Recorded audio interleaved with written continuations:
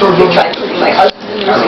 We're at Mary Jacobs' house, 8:30, maybe 4 o'clock in the afternoon.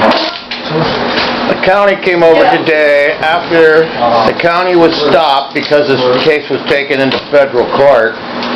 The judge chastises the county's attorneys, run by Mary Wickham, whose bar license I'm going to be taken for crimes she committed on me. Yes, I am right now. So I'm videoing Mary right there. That's her.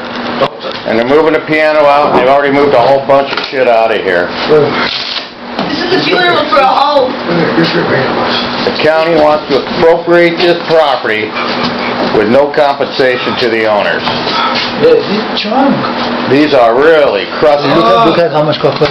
Look at the floor. Stupid people, man. And everybody is helping me here. Everything's going. They all were homeless people, and they're still homeless. This isn't a nice place, but it's a house, and it's better than being on the street, and they're going to throw them all on the street. And you know what? Don't worry about it. We're going to be taking care of it of Congress. Plus, we're going to have to back up the right.